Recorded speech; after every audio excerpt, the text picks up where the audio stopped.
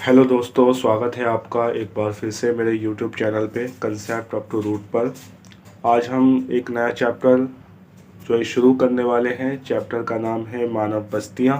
ये चैप्टर आपकी class 12th की जो ज्योग्राफी की बुक है जिसका नाम है भारत लोग और अर्थव्यवस्था, उस किताब का चैप्टर नंबर 2 है।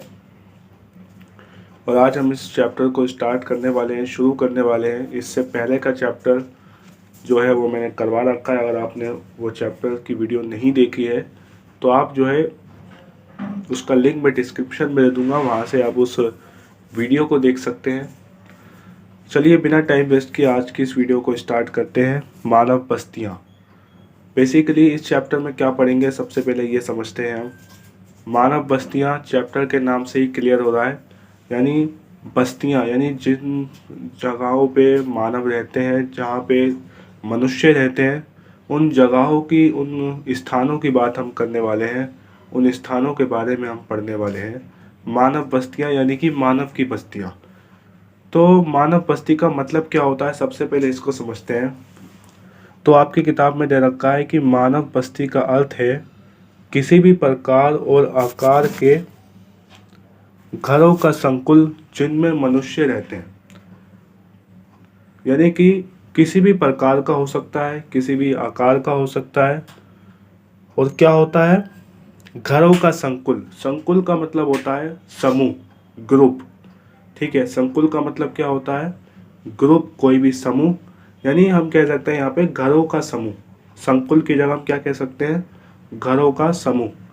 तो घरों का समूह जहाँ पे मनुष्य रहते हैं, उन घरों के समूह को हम क्या बोलते हैं, मानव बस्ती। ठीक है, मानव बस्ती।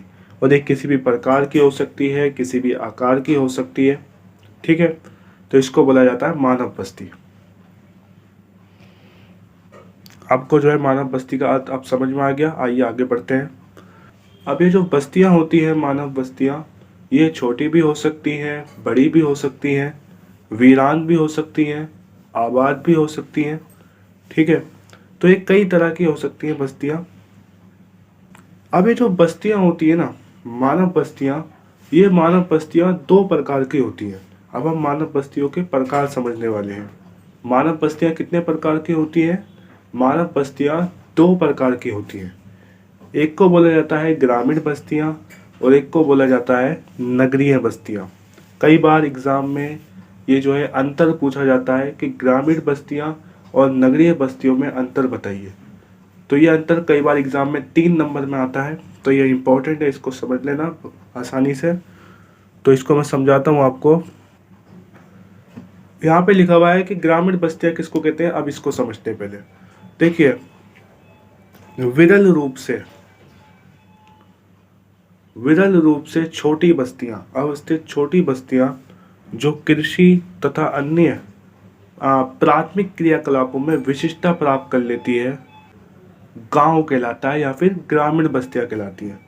यानी कि ग्रामीण बस्तियां उन बस्तियों को कहा जाता है जहाँ पे लोग प्राथमिक क्रिया करते हैं।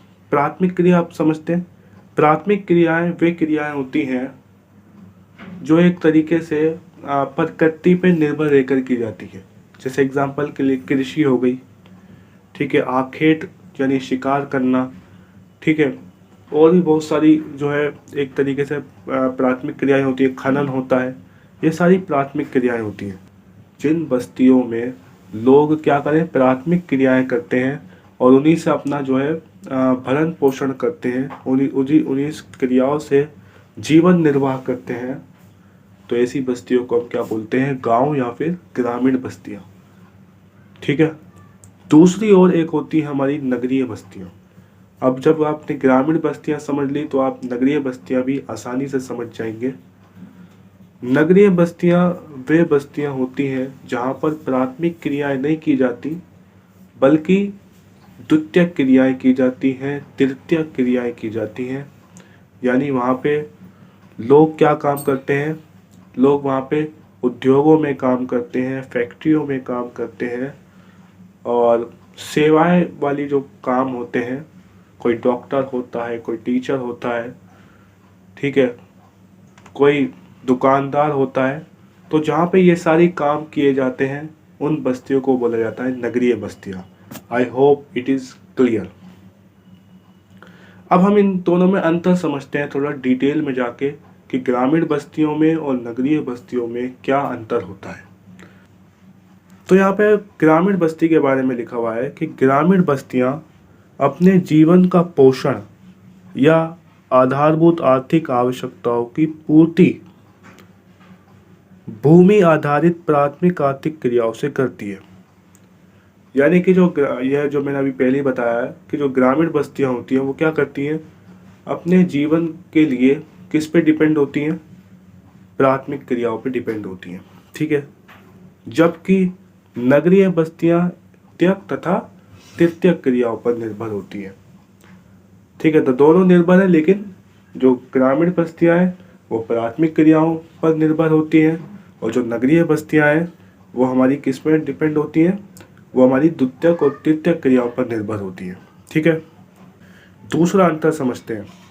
दूसरा अंतर यहाँ पे लिखा हुआ है आपकी एनसीईआरटी की किताब में कि नगर आर्थिक वृद्धि के नोड के रूप में कार्य करते हैं और न केवल नगर निवासियों को बल्कि अपने पशज भूमि की ग्रामीण बस्तियों को भी भोजन और कच्चे माल के बदले वस्तुएं और सेवाएं उपलब्ध कराते हैं।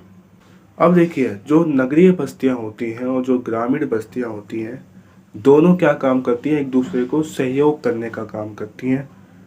नगरीय बस्तियां क्या करती हैं, कच्चे माल के लिए किस पे डिपेंड होती हैं, ग्रामीण बस्तियों पर।